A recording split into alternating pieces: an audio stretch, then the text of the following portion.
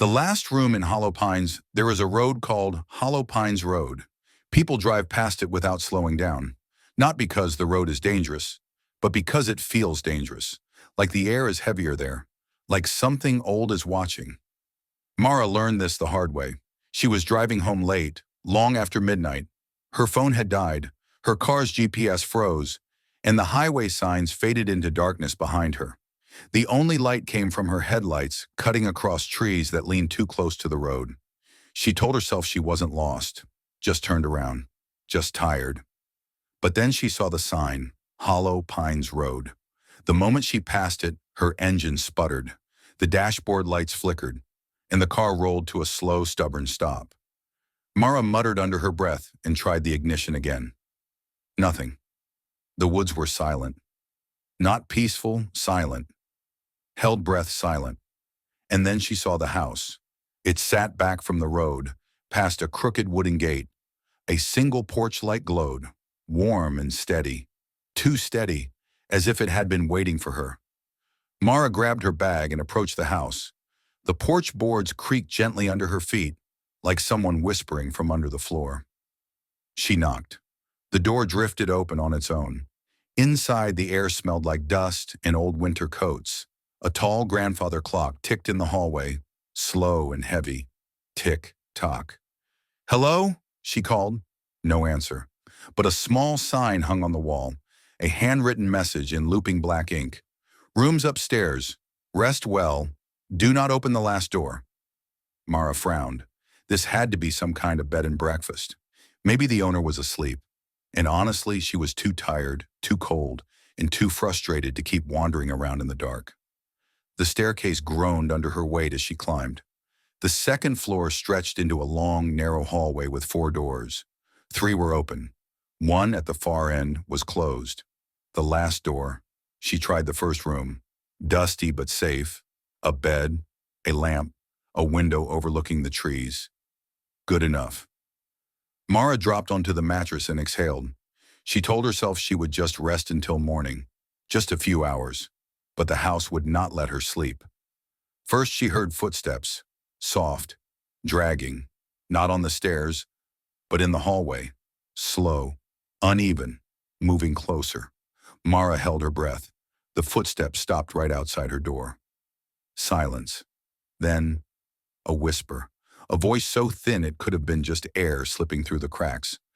"Don't open the last door." Mara sat up sharply. "Hello? Is someone there?" No reply. No footsteps leaving. Just the tick, tock, tick, tock of the grandfather clock downstairs. She crept to the door, pressed her ear against it. Nothing. But then from the far end of the hall, she heard a soft click, the sound of a doorknob turning. The last door. Even though she hadn't touched it, even though she had stayed far away from it, it was opening. A long, slow creak stretched down the hallway like a warning. Mara backed away. She reached for the lamp, gripping it with shaking hands. Then she heard breathing, wet, heavy breathing, coming from the hall. And something else. Something crawling, skin dragging on old carpet. Mara's fear snapped. She flung open her door and rushed into the hall. The last room's door stood wide open now. Beyond the doorway was only darkness. Not the soft, empty kind, but a deep, thick darkness, like a cave that never ended. And from inside that darkness, something moved. Mara stepped back.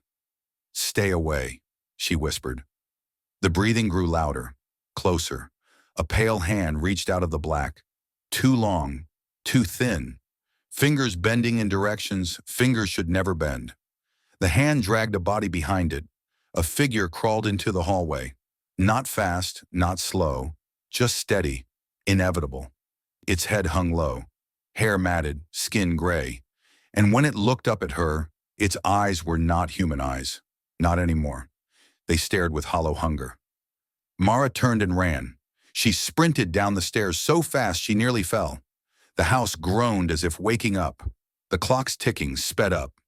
Tick, tick, tick, tick, as though counting down. Mara reached the door and yanked it open. Wind roared outside, though the night had been still moments ago.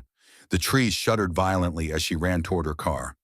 Behind her, something thumped onto the porch, then onto the dirt, then began crawling through the yard.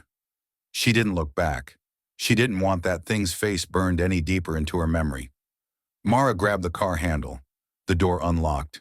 The engine started. She hadn't touched her keys. The car's headlights flickered on, illuminating the house behind her. On the porch, the creature crouched low, staring at her with those hollow eyes. And then it stood, slowly, unnaturally, its limbs stretching, joints popping, as if remembering how to be human. Mara floored the gas. The car shot forward. She didn't stop driving until the road widened, the woods thinned, and her phone buzzed back to life with a weak glow. She never drove down Hollow Pines Road again, not even in daylight, not even when someone else was behind the wheel.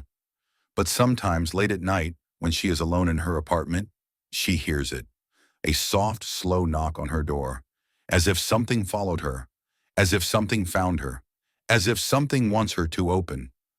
The last door,